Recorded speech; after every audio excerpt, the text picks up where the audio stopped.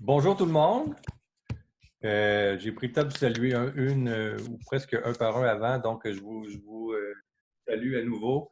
Euh, Bienvenue ce matin ou cet après-midi, selon le cas, à ce dernier Café Rencontre de Québec Aroma pour ce bloc de mai-juin 2020. Merci à tout le monde d'avoir été là pendant toutes ces rencontres. Plusieurs ont presque assisté à toutes les rencontres. Aujourd'hui, on finit en beauté avec Kevin Burdin. Bonjour Kevin. Bonjour Gilbert, bonjour tout le monde. Merci beaucoup d'avoir accepté l'invitation. On avait essayé que la rencontre soit un peu plus tôt au mois de mai, mais finalement, tu étais plutôt occupé avec le travail et tes activités, mais on a réussi à mettre ça aujourd'hui. Je suis vraiment content de t'avoir avec nous. Je suis enchanté aussi. Je pense que plusieurs qui ici te connaissent déjà euh, par tes activités dans ton groupe et page qui s'appelle Naturatopia. Euh, mais aussi, tu es connu pour justement tes publications, connu, aimé et respecté pour ces publications-là que tu fais de façon, je pense qu'à chaque semaine, tu t'en produis une nouvelle pratiquement, À que peu tu près ça, oui. partages et que les gens attendent et partagent eux aussi avec joie. Donc, on pourrait commencer par ça, si tu veux. Peux-tu nous parler Ben, en fait, je vais te présenter comme il faut.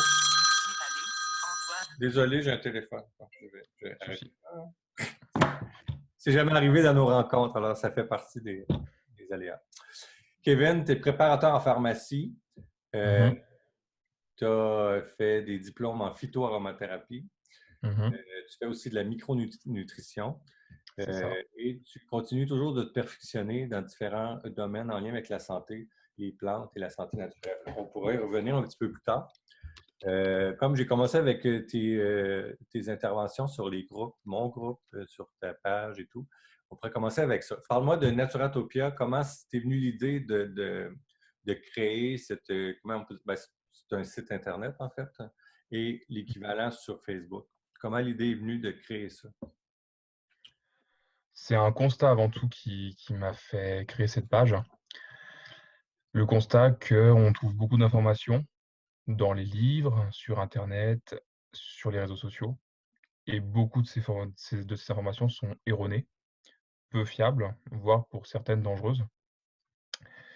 Et mon souhait le plus important était de mettre à disposition des informations claires, précises, ce qui repose souvent sur des études scientifiques pour pouvoir, voilà, partager des connaissances fiables pour que les gens puissent s'y fier et se construire avec la phyto et l'aroma sur des bases, solides. Parce que c'est pas uniquement sur l'aromathérapie, enfin, en fait, c'est vraiment tous les aspects qui, toi, t'intéressent. C'est ça, Euh, donc, tu voyais beaucoup d'informations qui étaient décevantes ou imprécises et dangereuses, voire souvent. exactement. Tu as décidé de faire ça. Est-ce que la page Facebook est venue avant la page Internet ou tout ça, c'est comme créé en même temps? J'ai mis les Alors liens. j'ai déjà mis 6 mois à trouver un nom avant, Naturatopia, ça a été long à trouver OK. et j'ai créé avant tout une page Facebook parce que c'est un réseau social qui marche et ensuite le site est venu il y a 1 an maintenant et la page Facebook a plus d'1 an et demi maintenant. OK. Tu as quand même réuni plus de 5000 personnes qui te suivent sur cette page-là. C'est beaucoup. On Puis, arrive à 8 000, ouais. pardon? On arrive à 8 000 personnes. 8000, ben c'est ça, c'est quand même impressionnant. Ouais. Tu trouves le temps où pour faire ça à chaque semaine? Parce qu'il y a quand même du contenu. C'est pas seulement un petit texte, là, il y a tout le temps le visuel qui vient avec ça. Il y a de la recherche derrière ça et la mise en page. Comment tu t'y prends? Bah, souvent, c'est les erreurs des gens qui me font publier. C'est quand je vois une publication qui ne me va pas en termes de contenu, je prends note et j'essaye de faire une publication par rapport à ça sur des bases fiables. Mais il commence à manquer je commence à manquer d'idées parce que j'ai développé pas mal de choses sur les bases. J'essaye de publier parfois des articles, de façon vulgarisée, des articles scientifiques. Et plus j'en fais, plus c'est simple à faire. Maintenant, un article, c'est 1 ou 2 heures, alors qu'avant, c'était 5 ou 6 heures. Parce que tu as Bref, pris, j'imagine que tu as développé ta façon de faire, c'est ça, la façon aussi de rassembler tes idées, parce que c'est c'est toujours un ça. format quand même assez concis, Ouais. précis, mais c'est toujours très clair et pertinent et bien documenté. Est-ce que quand tu dis que tu t'inspires de ce que tu vois, j'imagine, c'est dans des groupes que tu fréquentes, des groupes Facebook, ou c'est vraiment ce que tu vois en officine ou Ah, il y a de l'officine aussi, parce que j'entends beaucoup d'erreurs de la part des patients qui viennent, qui ont des connaissances qui ne sont pas du tout adaptées, parce qu'ils ont lu dans un magazine féminin qu'il fallait utiliser telle huile essentielle, sauf que le magazine féminin n'a pas parlé des contre-indications, des précautions d'emploi, de la dangerosité potentielle de l'huile essentielle. Mais sinon, ma source principale, ça reste quand même Instagram, et c'est là où je vois le plus d'erreurs. OK. Instagram, c'est pas. Moi, je connais pas beaucoup, donc c'est des groupes consacrés à la phyto, l'aromathérapie, ou c'est. En fait, c'est pas des. Tu as Instagram, un profil et tu partages du contenu. OK. Sous forme de visuel, tu as souvent une photo, une image et avec du texte. Quels sont tes articles ou tes publications qui ont eu le plus de succès, mais ou d'engouement, on pourrait dire? C'est les images les plus concises, où il y a le moins de texte, où c'est le plus rapide à lire. Malheureusement, c'est ça, les gens, ils slident sur leur téléphone ou leur tablette pour voir le fil d'actualité défiler. Et s'il n'y a pas une image qui est pertinente, avec une photo qui prend beaucoup de place et peu de texte, c'est pas pertinent pour les gens. Je m'en rends compte après bientôt 2 ans de la page. Ce qui plaît, c'est où il y a peu de contenu, malheureusement. Mais Ou bien que le contenu est rapidement assimilable et il n'y a peut-être pas aussi. besoin de trop pousser. Je trouve ça dommage. C'est dommage, bien sûr, parce que quand je fais des publications plus conséquentes et avec vraiment du fond et du contenu, ça plaît beaucoup moins. Il y a moins de j'aime, il y a moins de vues, il y a moins de likes. Mais il y a aussi Facebook derrière ça, hein, avec ses algorithmes. C'est compliqué de déjouer tout ça. Par contre, j'imagine que les gens que ça intéresse vraiment, plus ils vont prendre le temps Oui, exactement, je pense, hein. peut-être que étant des sujets pointus, ça ne peut pas rejoindre autant de monde aussi facilement. Mais c'est Hmm. certain que les gens veulent avoir les choses rapidement. Et il y a beaucoup d'informations qui circulent, malheureusement. Donc, tu trouves ça plus difficile à trouver des sujets, mais est-ce que tu prends des vacances aussi par rapport à ça ou ça va continuer tout l'été? Bah, sur 5 semaines de congés payés qu'on a en France, j'en consacre 3 à la formation à peu près, et 2 vraies semaines de congés pour couper tout ça. Donc, de la formation que tu donnes ou que toi, tu prends des formations, en profites pour prendre la Et mes formation? jours de repos, en général, je consacre la matinée. Ça, ça fonctionne? Oui, ça a coupé un peu, pardon. Ah, Donc, quand tu parles de formation pendant tes vacances, c'est des formations que toi, tu vas donner ou des formations que toi, tu veux prendre pour continuer alors pour l'instant, c'est des formations que je prenais comme auditeur, et le projet, ce serait de faire des formations, mais en tant que formateur. OK. Donc, on pourrait repartir du début maintenant. Mmh. Comment tout ça a commencé, ta passion pour les. Parce que là, on parle des huiles essentielles, mais je pense que tu as un intérêt beaucoup plus grand que seulement les huiles. Si on parle vraiment des plantes, euh, même la nutrition. Euh, Comment tout ça a commencé, ton intérêt pour les plantes, la nature? On va dire que je suis tombé dedans. Je vis en Savoie, du côté d'Albertville, donc au cœur des Alpes françaises. Donc il y a une végétation abondante, aux alentours, beaucoup de plantes médicinales. Et à l'époque, c'était ma grande tante, la sœur de ma grand-mère, qui s'occupait de moi le mercredi après-midi, parce que mes parents ou ma grand-mère n'étaient pas là pour me garder. Et on allait récolter des plantes médicinales. Alors j'étais tout petit, hein, 3 à 4 ans, quelque chose comme ça. Et la toute première plante médicinale que j'ai ramassée, c'était l'aubépine. On a ramassé d'autres plantes après, la véronique notamment.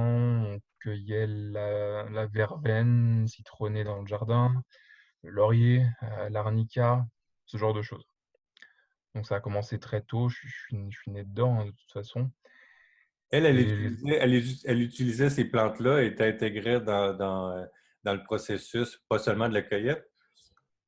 Mais de la transformation aussi. Transformation aussi, donc tu as été initié jeune, vraiment. On parle de quel âge? 3-4 ans, je pense. Ah oui. Ouais, c'était jeune, hein. Je marchais bien, mais voilà, c'était 3-4 ans, quoi. Ça s'est poursuivi au fil des années, donc tu as appris à identifier les plantes. C'est ça, hein. Donc de plus en plus, dès que tu vas en montagne, tu trouves des plantes, médicinales, magistrales et voilà, les reconnaître, les formellement, pas se tromper avec une plante toxique qui lui ressemblerait.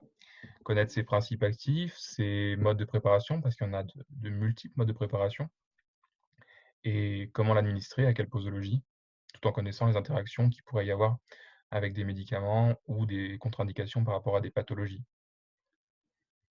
OK, mais là, tu n'étais pas rendu là. Tu as sauté de l'enfance Oui, j'ai fait un grand bond. une application au niveau de ce qui se passe à ton travail en officine. Est-ce qu'on peut revenir un peu en arrière sur les autres étapes après l'enfance? Donc, tu as découvert ces plantes-là, ta famille, ils ont partagé ça. Est-ce que tu as gardé ça tout au long de ton enfance, ton adolescence, ou à un moment donné, les plantes, Ça m'a toujours animé oui? et je connais pas une phase de ma vie où l'intérêt a baissé. Il y a eu plutôt un regain d'intérêt après qui était bancaire et pouvoir m'acheter tous les livres que je souhaitais et pouvoir aussi acheter des huiles essentielles. C'est à partir de ce moment-là où j'ai découvert l'aromathérapie, donc il y a une douzaine d'années maintenant. Est-ce que tu as découvert les huiles parce qu'il y avait des producteurs d'huiles essentielles autour de toi ou c'est vraiment venu, tu as vu ça existe, tu en as acheté, tu as découvert? Oui, c'est ça. En Savoie, c'est assez récent la distillation. Il y a un distillateur qui s'est installé l'année passée pas très loin de chez moi et c'est le seul que je connaisse dans le coin. Mais donc oui, j'ai découvert dans un magasin bio un étalage d'huile essentielle. Je ne sais pas du tout ce que c'était.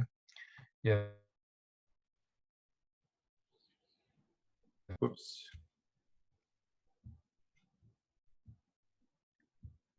Kevin, je ne ça sais a pas si coupé. ça a coupé pour tout le monde. Moi, ça a coupé pour moi. Mais je pense que ça a coupé pour Ok. vous. On a eu un petit problème de connexion. J'ai perdu ton. Tu veux que je répète? Oui, s'il te plaît, répète-nous ça parce que ça a trop coupé. Qu'est-ce que je disais? Oui, les huiles essentielles, je les ai découvertes dans un magasin bio. euh, et voilà, j'avais acheté quelques huiles essentielles et un bouquin pour apprendre à connaître tout ça. Donc, après, ça s'est poursuivi, les bouquins, tu as commencé à étudier. Euh, Est-ce que ça a été tout de suite le diplôme universitaire en phytoaroma ou tu as eu d'autres formations avant? Au niveau de l'aromathérapie, en quoi consiste ta formation? J'ai un parcours un peu euh, hétéroclite au niveau des études. À partir de mes 18 ans, donc après le baccalauréat, j'ai fait une école de préparation au concours d'orthophonie que j'ai passé en France et en Belgique. J'ai étudié la psychologie à la fac, j'ai étudié l'ostéopathie, donc tout ça m'a amené à pas grand-chose. Donc j'ai tout arrêté. Et à 23 ans, j'ai repris mes études pour être préparateur en pharmacie. Donc à 25 ans, j'étais diplômé. Et dès mes 25 ans, j'ai regardé quels étaient les diplômes universitaires qui étaient ouverts aux préparateurs en pharmacie, ce qui n'en a pas beaucoup. Et c'est là que je me suis formé plus à la phytothérapie, l'aromathérapie, la nutrition, la micronutrition et également la dermocosmétologie. OK. Thermocosmétologie, on parle, c'est quoi exactement? Bon, c'est l'étude de la peau, de ses besoins, de comment elle est composée, quelles sont les différences entre une peau d'homme et une peau de femme, quelles sont les différences entre une peau de couleur par rapport à une peau blanche, voilà. Quels sont les besoins et comment y répondre avec les cosmétiques. Est-ce que pour toi, toutes ces formations que tu as complétées euh, en complément de ce que tu faisais déjà ou de ton travail en officine, est-ce que tout ça, c'était pour avoir un plus dans ton travail en officine ou c'est vraiment comme un à côté et développer comme deux cercles de compétences un peu différents? C'est une passion avant tout, c'est aussi pour répondre aux besoins des patients à l'officine. Et c'est aussi des projets dans le futur de pouvoir être autonome, de pouvoir pratiquer des consultations dans un cabinet plutôt que sur un bout de comptoir de pharmacie avec un conseil très rapide et pas assez abouti à mon goût. Une question de Philippe, justement. Quelle est l'importance des plantes dans ton conseil en officine? Dès qu'un patient se présente au comptoir et qu'il souhaite pour n'importe quelle pathologie, par exemple c'est une demande, j'essaye de m'orienter sur de la phyto, sur de l'aroma, sur de la nutrition, sur de la micronutrition. Mais je laisse aussi le choix au patient de savoir s'il veut une réponse allopathique ou s'il veut plutôt une réponse naturelle. Et dans 70 à 80% des cas, eh ben, c'est des patients veulent une réponse naturelle. Ils en général, sont assez ouverts. Est-ce que que c'est des gens que tu vois régulièrement, là, les gens qui reviennent? Oui, parce qu'à force, il y a un réseau qui se forme, hein. Ils voient qu'il y a des conseils qui fonctionnent. Donc, ils n'hésitent pas à revenir pour leur famille, pour eux, pour avoir de nouveau des conseils et ils voient que ça marche. Et au niveau des pharmaciens qui vous entourent, eux, ils ne mettent pas de pression pour avoir Ils sont ouverts aussi à ce que vous offriez des traitements un peu plus axés sur les plantes, l'aroma et tout? Ouais, tout à fait. Mes deux pharmaciens titulaires, donc à qui appartiennent la pharmacie, sont très ouverts sur ces disciplines naturelles. Donc, ils ne mettent aucun bâton dans les roues. Je suis libre de conseiller ce que je veux dans la limite du possible. Est-ce que c'est courant que les pharmaciens en général ont cette ouverture-là ou il y en a qui sont pas trop ouverts à Il y a ça? encore beaucoup de pharmaciens qui sont très branchés allopathie et qui ne jurent que par ça. Pour eux, les plantes médicinales, c'est du placebo. Pour beaucoup de scientifiques, c'est du placebo aussi, mais s'ils prenaient la peine quelques minutes d'aller sur PubMed, de taper quelques mots-clés en anglais sur la phytothérapie, l'aromathérapie, ils pourraient se rendre compte qu'il y a des milliers de publications, des dizaines de milliers de publications sur les plantes et les huiles essentielles qui ont prouvé leur efficacité, certaines versus placebo. Donc on n'est pas sur du placebo, on est sur du traitement thérapeutique avec des principes actifs qui sont mesurables, quantifiables et qui ont toute leur place dans la thérapeutique. Est-ce que c'est quelque chose que tu prends le temps de faire presque à chaque semaine, d'aller chercher les nouvelles études, la nouvelle documentation? Oui, tout à fait. Euh, Ce qui est bien avec PubMed, je ne sais pas si vous connaissez ce site, hein, PubMed, c'est l'abréviation de publication médicale en anglais. On peut créer un compte, c'est gratuit, et on peut s'abonner à des mots-clés. Donc, toutes les semaines, je reçois les publications sur aromathérapie, alors en anglais, sur essential oil, euh, sur, euh, sur quoi d'autre? Sur l'olfaction aussi, OK. et sur les interactions médicamenteuses. Donc, il y a environ 15-20 publications par semaine sur ces sujets-là. Après, on peut s'abonner à tous les mots-clés qu'on souhaite. Est-ce que ça Et c'est arrive, très pratique. j'imagine que tu peux choisir, ça arrive une fois par semaine ou ça arrive Oui, au fur et à mesure? oui, ou toutes les 2 semaines, 3 semaines, un mois, c'est possible, tu choisis. OK. Puis il y a presque une trentaine par semaine de notifications. C'est une vingtaine sur les mots-clés sur lesquels je suis abonné. Et tu prends le temps de tout lire? Bah, je lis le titre, voir si ça me plaît. Si ça me plaît, je lis l'abstract, le résumé. Et selon, j'essaye d'avoir l'étude complète en PDF pour avoir le déroulé de l'étude et les conclusions. J'admire ce- cette volonté de suivre ça. Mais j'imagine que c'est une habitude à prendre aussi en le faisant chaque semaine. Ça devient comme intégré à notre. Ouais, mais puis c'est surtout passionnant parce qu'on apprend des données dont on n'avait pas conscience avant. Là, par exemple, il y a 2 jours, j'apprenais que le cédrol, ce sesquiterpénol qu'on retrouve dans le cèdre de l'Atlas, je crois, et le genévrier de Virginie, on pensait uniquement intéressant pour le système veineux, et finalement, il y a des interactions avec le système sérotoninergique, donc avec la sérotonine du cerveau, et qu'il augmente le taux de sérotonine, donc il pourrait même être intéressant dans les dépressions à composante sérotoninergique.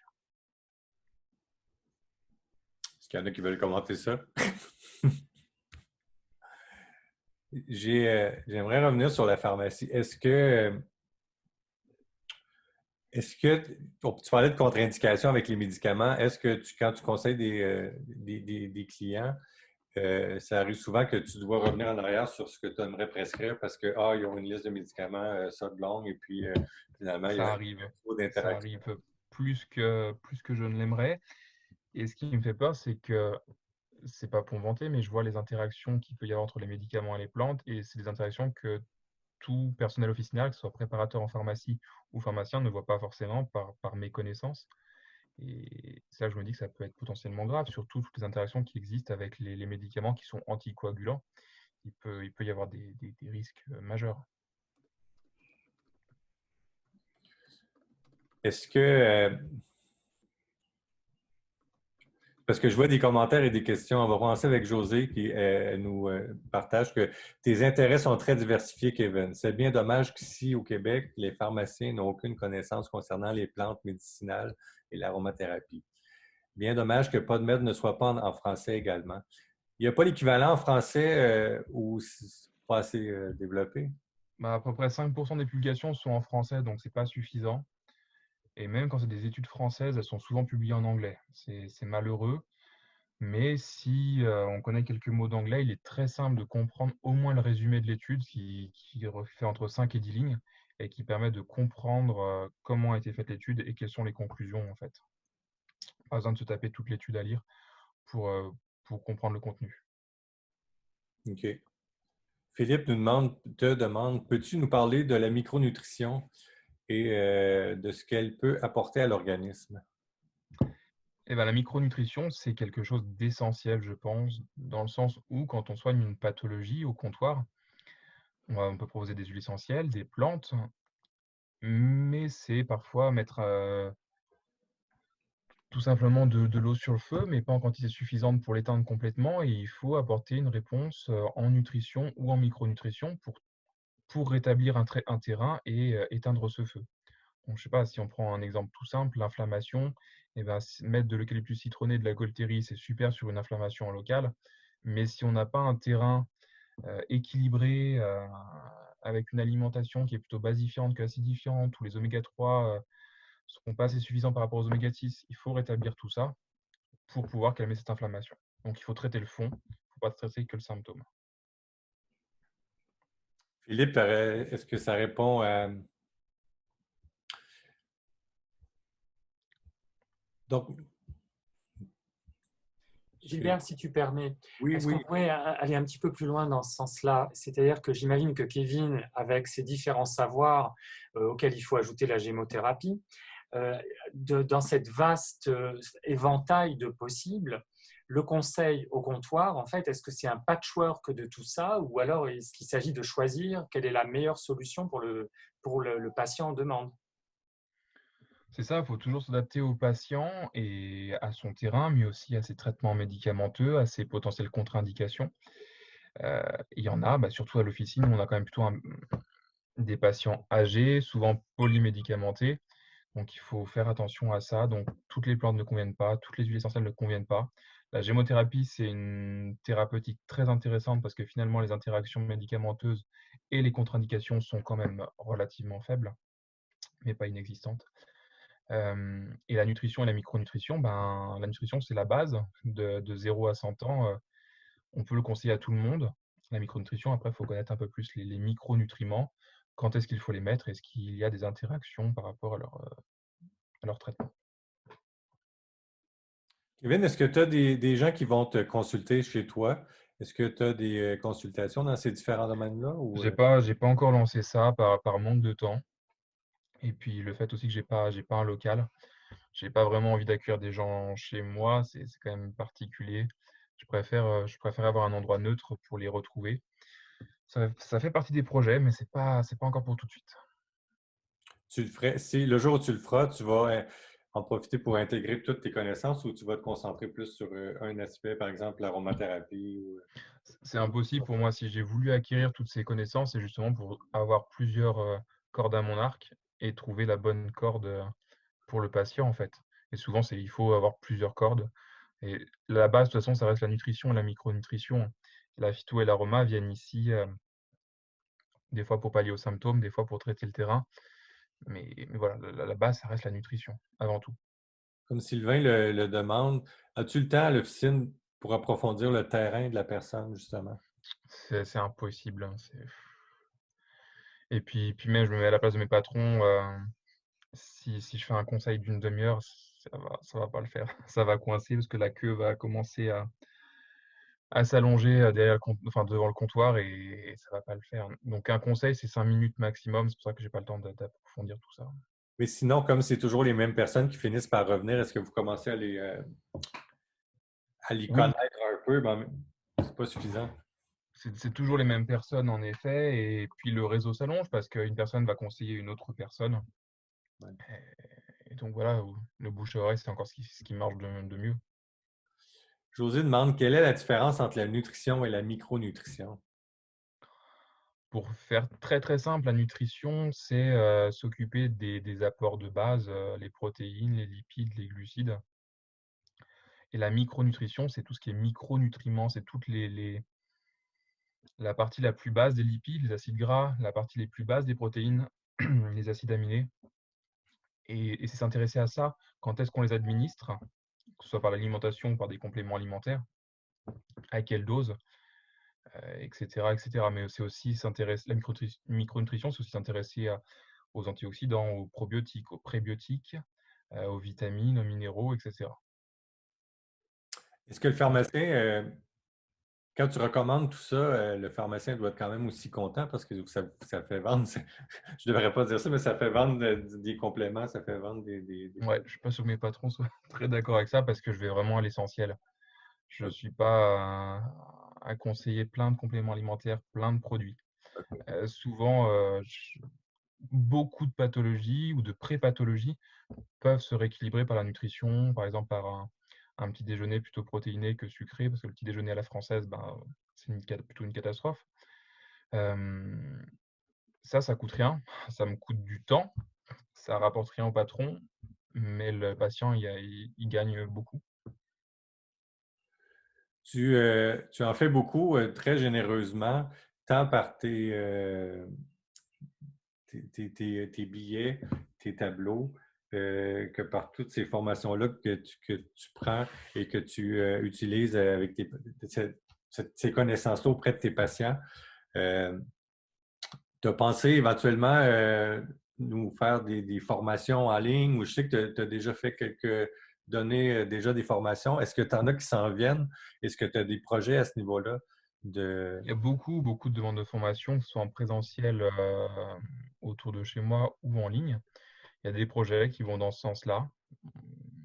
Ça, faut qu'on développe ça dans les mois à venir et j'espère mettre au point quelque chose d'ici la fin de l'année. C'est aussi Avec, la question de temps pour préparer tout ça, j'imagine aussi. alors là, oui, si on se lance dans une formation en ligne, ça va demander énormément de temps et il va falloir en trouver du temps. Donc, ça veut dire aussi moins de publications sur Naturatopia, par exemple. Quels sont les sujets que tu as envie de partager? Qu'est-ce que tu as envie de partager au monde par ces formations? Des connaissances fiables, avant tout. Euh, Pas répéter bêtement ce qui a été dit dans les livres depuis les 30 dernières années, parce que c'est simple, hein, la littérature familiale, on va dire, pour le tout public, c'est très simple, ça se construit sur le précédent qui a écrit un livre. Donc en fait, depuis 30 ans, on répète les mêmes erreurs que le premier qui a écrit un livre. Donc voilà, ce serait parler de connaissances fiables, de connaissances scientifiques, des études scientifiques. Qu'est-ce qui nous prouve que cette plante marche? Qu'est-ce qui nous prouve que cette huile essentielle fonctionne? Euh, Quand est-ce qu'il faut utiliser plutôt la phyto ou l'aroma plutôt que l'allopathie? Il y a bon nombre d'indications où c'est plus intéressant d'avoir recours à ces thérapeutiques plutôt qu'à utiliser des médicaments.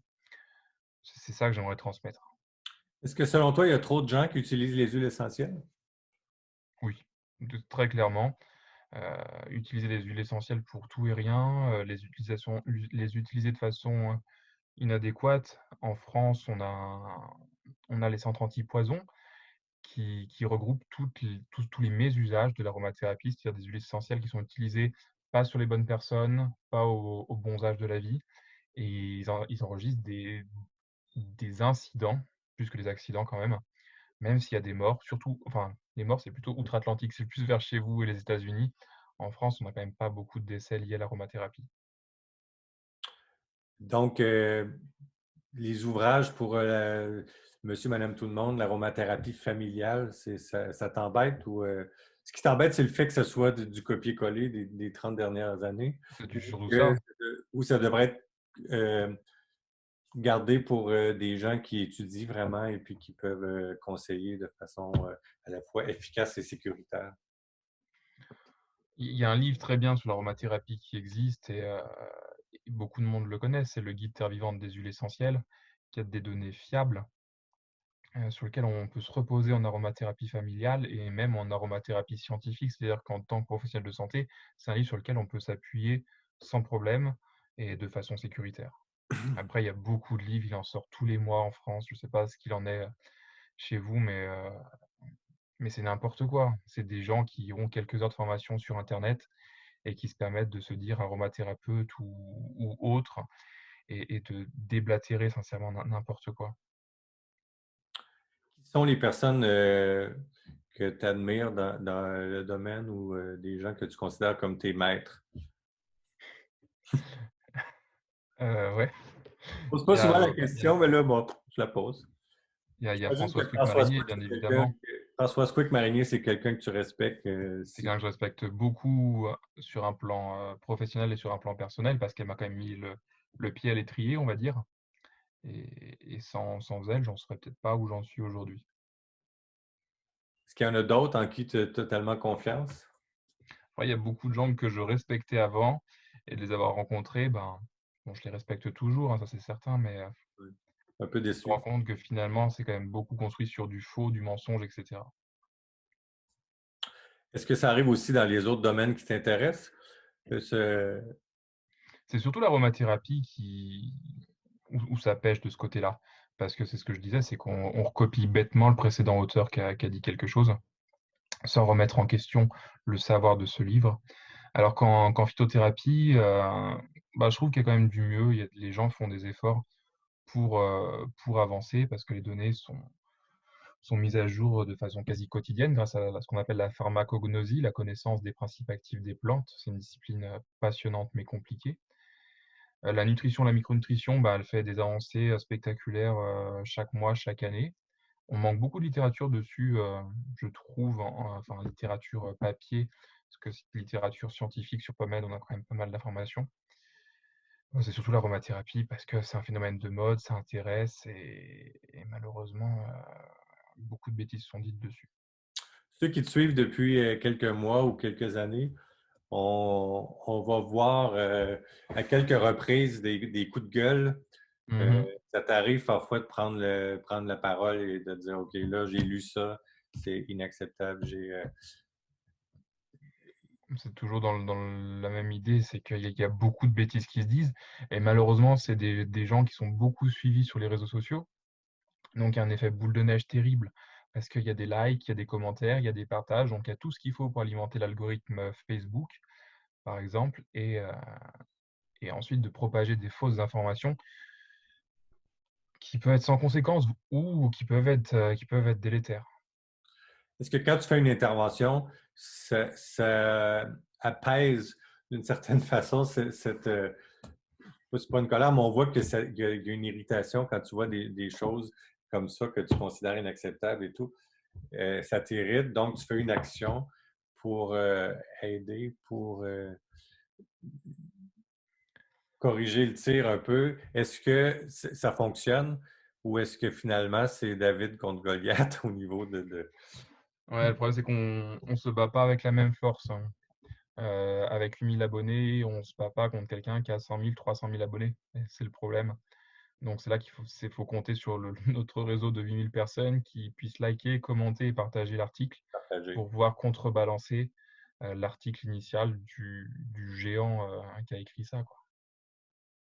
Est-ce que tu les contactes, les gens? C'est José Boily qui a une question. Te permets-tu de leur dire que leurs informations sont fausses? Si on prend le dernier coup de gueule où c'était Biba qui avait écrit un pavé de conneries sur les hydrolats, mais des erreurs magistrales, je les ai contactés. J'ai jamais eu de réponse. Je les ai contactés sur Facebook, j'ai jamais eu de réponse. Leur article initial n'a jamais été modifié. Voilà. Souvent, ça ne les intéresse pas. Écoute, je sais que tu as aussi acheté éventuellement un alambic.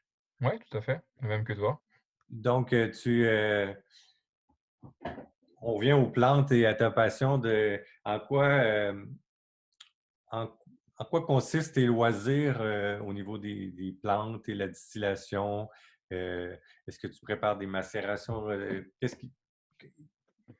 Ouais, je fabrique beaucoup des macérats huileux, notamment avec le millepertuis que vous avez pu voir récemment, macérat de pâquerette, macérat de plantain.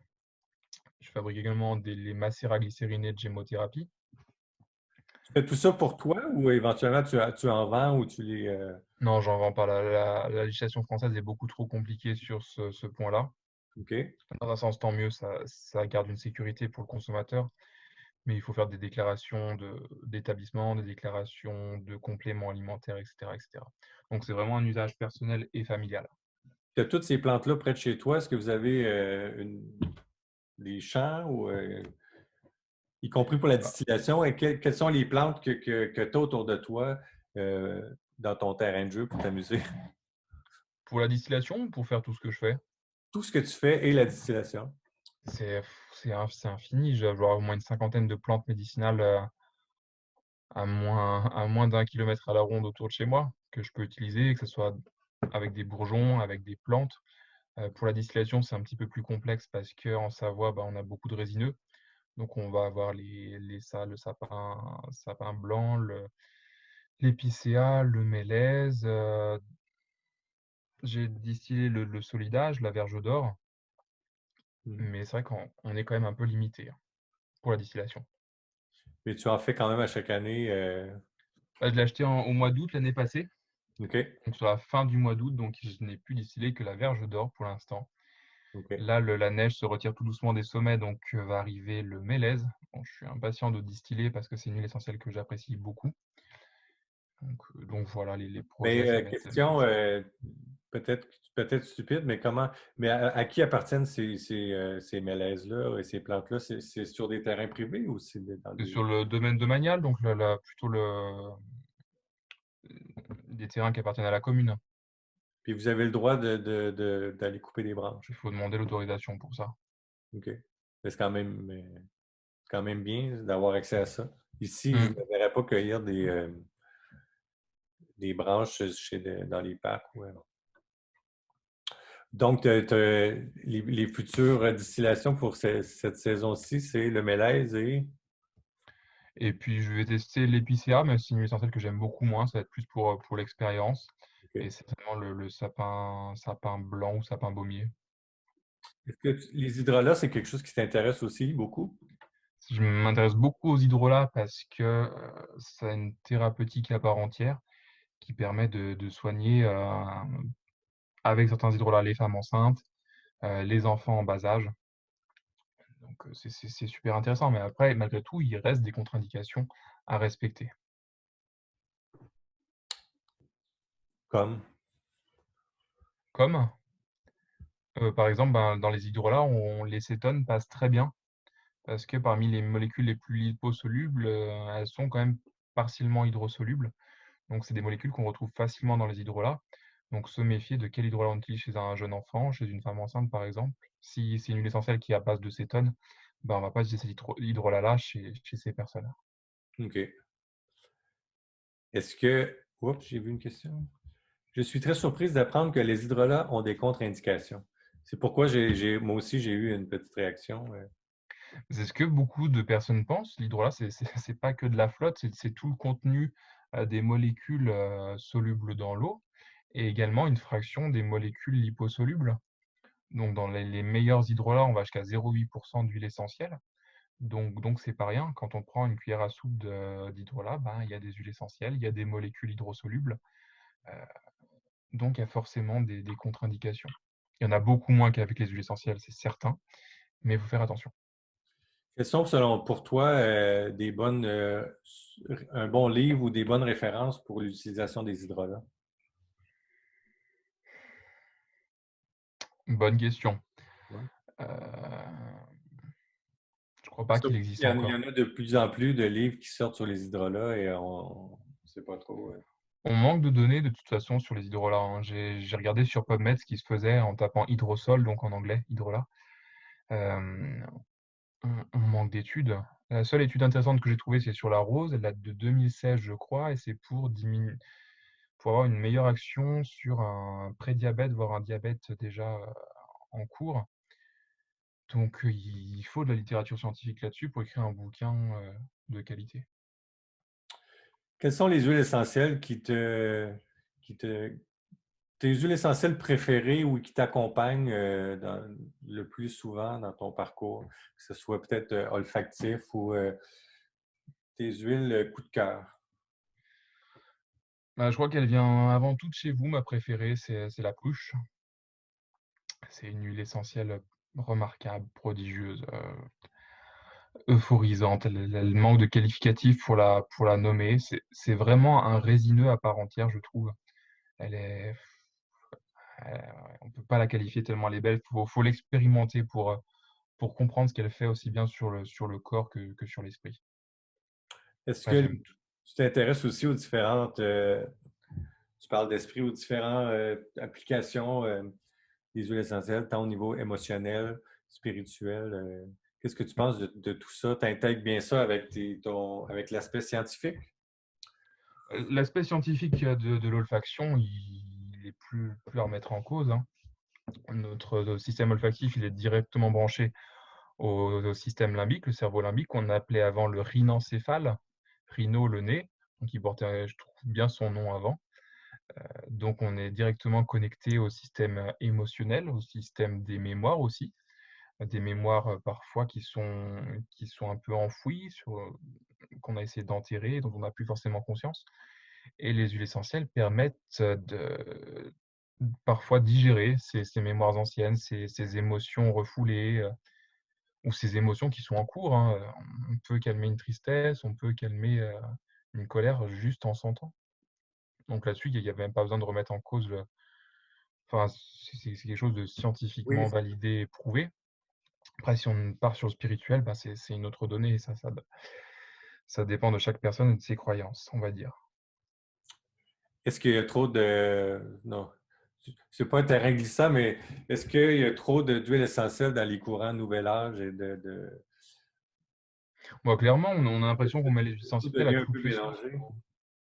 Si la moindre chose, on met une huile essentielle, il faut que ce soit justifié. On travaille quand même avec des trésors de la nature qui ont demandé de l'énergie à la nature pour la production de ces essences, qui ont demandé de l'énergie aux humains pour pouvoir les extraire. On, on travaille sur quelque chose de précieux, donc faut pas les utiliser à tort et à travers, je pense. Est-ce que c'est arrivé, ça m'est venu en tête tout à l'heure, est-ce que c'est arrivé que vous avez eu des gens en pharmacie ou est-ce que tu as pu utiliser sur place, une personne arrive en panique ou tu dois intervenir? Est-ce que c'est arrivé d'avoir utilisé les huiles essentielles sur place à la pharmacie? J'ai Pour qu'une patiente avec qui c'est arrivé, et j'espère que ça arrivera pas trop souvent parce que les personnes qui arrivent au comptoir en état de panique ou dans un état émotionnel complètement défaillant, c'est très compliqué à gérer, non seulement pour nous, mais aussi pour les patients qui sont autour. Et j'ai une patiente qui est arrivée, c'était l'année passée, en attaque de panique. Et j'étais tout seul au comptoir, donc très dur à gérer le comptoir, les patients qui attendaient derrière et cette dame qui était en état de panique. Donc je l'ai fait asseoir, j'ai pris un mouchoir, j'ai ouvert l'aromathèque qu'on a à la pharmacie. Je lui ai mis 2 gouttes de lavande, 3 gouttes d'orange douce et je lui ai dit: «Je suis désolé, je suis tout seul, je vous le laisse là. N'hésitez pas à appeler si ça va pas. Respirez profondément ce mouchoir avec des profondes inspirations». Et elle s'est apaisée, mais en une fraction de seconde. Et ce qui a été adorable, c'est qu'elle a tenu ce mouchoir comme si elle tenait un poupon, je sais pas comment dire, un bout de tissu, qui a une importance pour elle. Et elle est restée comme ça pendant 20 minutes à respirer ce mouchoir et puis elle est partie, apaisée et rassurée. Quelle est ta réalisation pour laquelle tu es le plus fier? En quelle réalisation, c'est-à-dire? Ben, au niveau ça peut être l'utilisation comme là, c'est parce que je te vois, c'est quand même, tu avais les yeux brillants d'avoir aidé cette dame-là, puis cette façon-là qu'elle a accueilli ça. Je pense que ça m'a inspiré cette question-là, dans le sens, Ça, c'est euh, toujours gratifiant de pouvoir voir ça. C'est toujours gratifiant d'avoir des patients qui reviennent parfois plusieurs semaines, plusieurs mois après leur avoir conseillé une synergie d'huile essentielle et te dire: qu'est-ce que ça marche bien? Qu'est-ce que j'ai été soulagé avec? Ça marche mieux que le médicament allopathique que je prends. Ça, c'est très gratifiant, hein. C'est le plus beau cadeau, je pense, du professionnel de santé, du thérapeute, que d'avoir ces retours. Ils sont hyper importants pour nous, pour pouvoir modifier nos synergies, pour pouvoir proposer d'autres solutions et toujours s'améliorer. Ce rapport avec les gens est super important de sentir que tu les aides aussi, que tu leur apportes du support. On est dans une relation humaine, hein, ce que beaucoup de personnes ont tendance à oublier. Le système de soins est de plus en plus, comment? Basé sur des protocoles et figé. C'est une critique qui est d'ailleurs faite à l'allopathie, c'est qu'on est enfermé dans des carcans et on refuse d'en sortir. La phytothérapie, l'aromathérapie, c'est quand même beaucoup plus souple et on peut s'adapter aux patients. Et c'est ça qui est super intéressant. On sort d'une période qui était peut-être un peu difficile avec le confinement, la peur du COVID et tout. Comment ça s'est passé pour vous à la pharmacie? On a eu une baisse de fréquentation, mais sur les premiers jours, on avait beaucoup de demandes pour l'immunité, pour booster son immunité. On a vendu des boîtes à tort et à travers et de façon souvent injustifiée parce que les patients étaient demandeurs. On avait beau les calmer, leur dire non, mais ça ne vous servira à rien. Ils voulaient leur boîte immunostimulante. Mais ça a vraiment duré sur une semaine, 10 jours, et après, ça s'est très vite calmé. Ici, c'était le papier de toilette. Oui, bah, on a eu aussi, mais on n'en vend pas à la pharmacie encore. Donc, il n'y a pas eu, ça a été une baisse d'achalandage et ensuite, c'est revenu. Donc, vous n'en avez pas trop souffert. Non, du tout. Donc, et toi, le confinement non plus, de toute façon, tu as continué à travailler et ça n'a pas trop changé ta vie? Bah, tu sais, on a porté un masque, on a une vitre en plexiglas qui nous protège sur le comptoir et voilà, ça a pas changé la donne, hein. Est-ce qu'il y en a qui ont des commentaires ou des questions? Écoutez, on est déjà vers la fin, mais Moi, je voudrais bien, je ne sais plus quoi faire comme fiche. Alors, moi, je voudrais bien, je ne sais pas si tu as déjà fait la carotte. En Parce huile que essentielle, non, en j'ai huile pas fait. essentielle, en phyto, et parce qu'entre le docol et le bêta-carotène et la semence, la carotte sauvage, la Ouais, carotte cultivée, c'est un gros foutoir et on s'en sort pas trop bien. Donc ça voilà. pourrait être Si un intéressant de jour, comparer ces carottes, en effet, mais c'est une huile essentielle qui m'attire pas du tout. C'est terrible, la carotte, j'ai une petite aversion pour elle, on va dire, mais le mais sujet reste intéressant. c'est bon pour la peau. Oui, bien sûr. est-ce qu'il y a beaucoup d'huiles comme ça que tu as une aversion? Non, c'est la famille des apiacées en général, je l'aime pas, mais que ce soit en phyto ou en aroma. OK. Mais non, il y a pas beaucoup d'huiles essentielles que je déteste et non, il n'y a que la carotte qui me vient en tête. Sinon, tu es ouvert aux suggestions pour des prochaines fiches ou des prochains. Ah bah oui, parce que je manque d'idées, donc avec grand plaisir. Parce que Muriel en aura certainement. Puis en sachant, je garde ça en tête aussi si jamais j'ai des sujets qui me viennent. Parce que tu sais que tu as une section qui t'est consacrée dans les unités avec toutes tes Mmh. fiches. Peut-être pas super à jour, là, mais je vais m'assurer que tout soit conforme.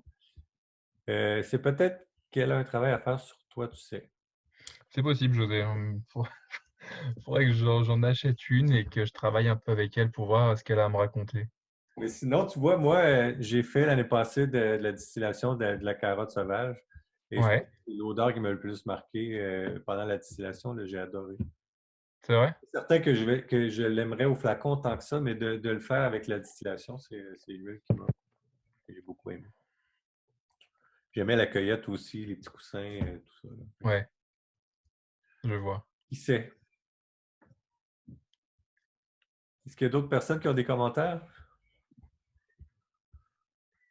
On pourrait aussi faire des fiches sur la micronutrition, sur le bon petit déjeuner, sur un déjeuner. Il y a du boulot là-dessus. C'est vrai, c'est vrai.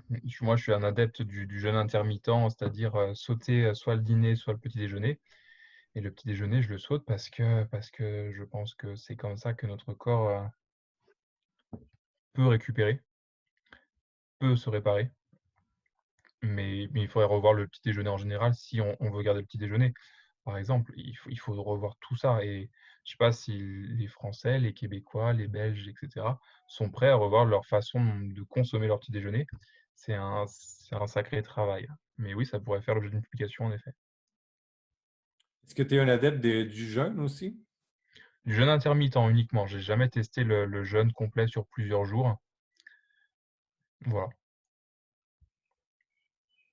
Qu'est-ce que tu penses des huiles essentielles en cuisine? Je reviens sur ce que je disais tout à l'heure, les huiles essentielles, c'est quelque chose de terriblement précieux, avec des rendements terriblement faibles. Donc, pourquoi pas utiliser les agrumes, en effet, parce que le rendement est quand même plutôt intéressant. Et les agrumes, ben, on en extrait le jus, donc autant utiliser l'épicarpe des agrumes pour en extraire les essences. Donc là, il n'y a aucun problème. Après, je suis plus mitigé d'utiliser des produits aussi forts et aussi thérapeutiques pour des plats de cuisine. Mais c'est un avis très, très personnel. Oui, c'est souvent partagé. Moi, c'est tout ce qui est produits nettoyants, etc. Je ne suis pas super à l'aise avec l'utilisation des huiles essentielles pour ça.